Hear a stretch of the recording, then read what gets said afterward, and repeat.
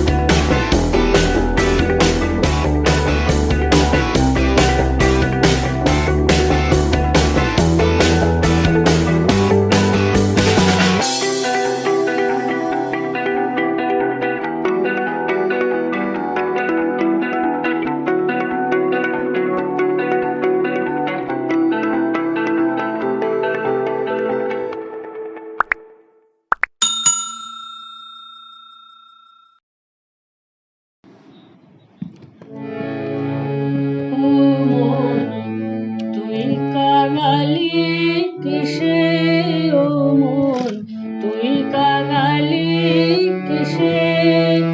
ও তুই জানিস নে রে সর্বনেশে, তুই কাঙালি কিসে ও মন, তুই কাঙালি কিসে?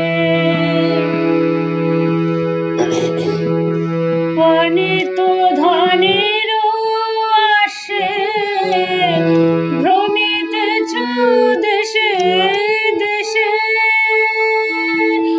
ও তোর ঘরে চিন্তা মনে নিধি দেখিস না রে বসে বসে, তুই কাঙালি কিসে ও মন, তুই কাঙালি কিসে? মনের মতো মন যদি হয় রাখো রে জোগাতে নিশে, মনের মতো মন যদি হয় রাখো রে জোগাতে নিশে, যখন যাও পরিণীত হবে ধরবে নার কালো বিষে, তুই কাঙালি কিসে ও মন, তুই কাঙালি।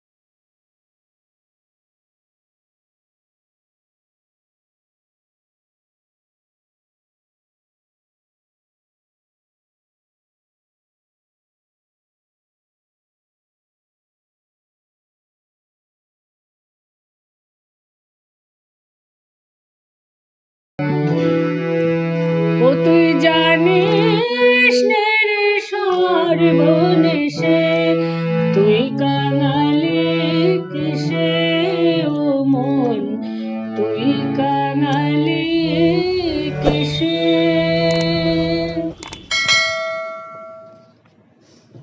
কথিত আছে সতী যখন মহাদেবের কাছে তার পিতৃগৃহে দক্ষ যজ্ঞে যাওয়ার অনুমতি চেয়েছিলেন, তখন মহাদেব তাকে অনুমতি দেননি।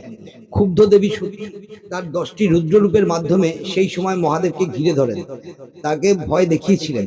এই 10টি রূপের প্রতিটি মহাবিদ্যা নামে খ্যাত। 100 বছর আগে রাধিকা প্রসাদ সান্যাল স্বপ্নাদেশ পেয়ে এই মন্দির প্রতিষ্ঠা করেছিলেন।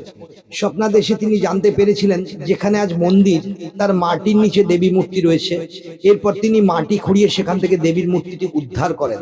এখানে প্রতিদিন দেবীর অন্নভোগ হয়। সন্ধ্যায় মাতৃপূজা দেওয়া হয় মিষ্টি ও ফল। তন্ত্র অনুযায়ী দেবী বগলা ভক্তের মানসিক ভ্রান্তি নাশের দেবী। অনেকে দেবী বগলাকে শত্রুনাশের দেবীও বলে থাকেন। দেবীর অস্ত্র হলো মুগুর বা গদা। দেবী বগলার ভাবগত অর্থ হলো যিনি কোনো কিছু নিয়ন্ত্রণ নিজের হাতে তুলে নিতে সক্ষম। দেবী বগলাকে উত্তর ভারতীয়রা পীতাম্বরী বা ব্রহ্মাস্ত্র রূপিণীও বলে থাকেন। তন্ত্রমতে দেবী যে কোনো দোষকে গুণে পরিণত করতে পারেন। যেমন তিনি বাক্যকে স্তবে, অজ্ঞানকে জ্ঞানে, শক্তিহীনতাকে শক্তিকে আর পরাজয়কে জয়ে পরিবর্তন করতে সক্ষম। দমদমে দেবী বগলার মন্দিরটি একটি পঞ্চরত্নের মন্দির। দেবীর বিগ্রহ এখানে পাথরের বেদিতে স্থাপিত। দেবীর 2 হাত, পরনে হলুদ বস্ত্র, গায়ে অলংকার। দেবীর ডান হাতে মুগুর ও বাম হাতে কাটা মুন্ড। দেবীর পুজোয় লাগে হলুদ বস্ত্র, হলুদ ফুল, হলুদ মিষ্টি। প্রতিদিন সকালে সন্ধ্যায় নিয়ম নিষ্ঠা মেনে মায়ের পূজা আরতি ভোগ নিবেদন করা হয়।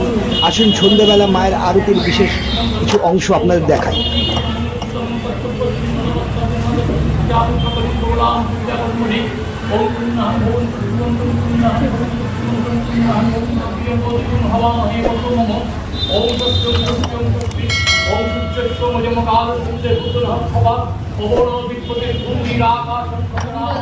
ব্রাহ্মণ শাসনম আস্থায় কল্পদ্রম সন্নিধি অয়মানম মন্ত্রভায়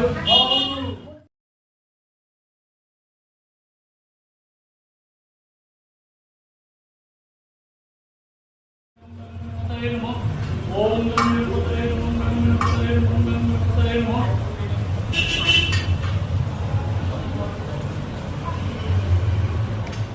ओम वक्रतुंड महाकाय सूर्यवंशमप्रभव विघ्नप्रमे देवशब्दकटे सर्वदा ओम देवेंद्र मूविमं रामकरंद पनात्मा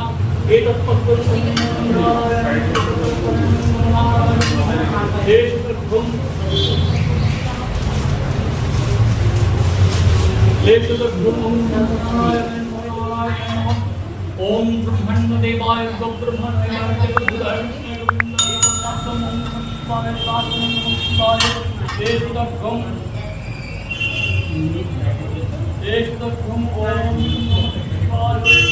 মায়ের পায়ে জবা হয়ে ওঠ না ফুটে মন, আমার মায়ের পায়ে জবা হয়ে ওঠ না ফুটে মন। তার গন্ধ না থাক, ও তার গন্ধ না থাক, যা আছে সে নয় রে ভুয়া ভরণ। মায়ের পায়ে জবা হয়ে ওঠ না ফুটে মন। জয় মালতী হায়, কত গন্ধ যে ছড়ায়, জানি জয় মালতী হায়, কত গন্ধ যে ছড়ায়। তবু ঘরের ফেলে পরের কাছে নিজেরই বিলায়।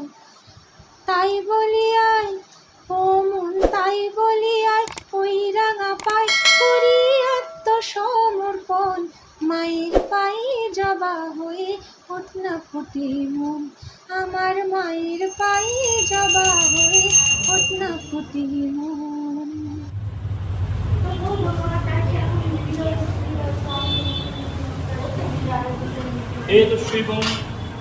एतश्रीवं कापाशवस्त्राय एदेव कापाशवस्त्राय ओम भोलाय नमो एदेव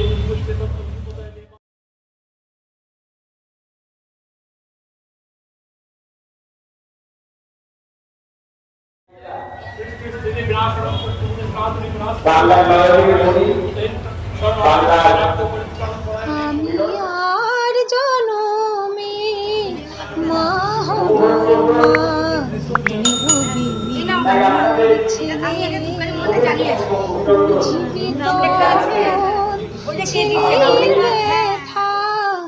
বুঝবি তখন ছেলের ব্যথা। ভবের ঘরে এলি মা, আমি আর জনমে মা হব মা, তুই হবি মোর ছেলে। মাতৃহারা বালক যেমন খোঁজে গো তার মাকে, কেউ তো তখন স্নেহের দুহাত বাড়িয়ে দেয় না তাকে।